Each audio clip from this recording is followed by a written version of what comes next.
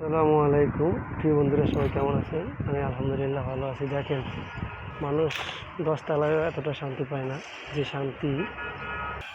শান্তি এখানে ঘুমাইয়ের মজা পাচ্ছে। কোটিপতি আলারও এরকম শান্তির ঘুম দিতে পারতেছে না, এরকম মজার ঘুম যাইতে পারে না। যে মজার ঘুম এরা যাচ্ছে, দেখেন, অসাধারণ ঘুম।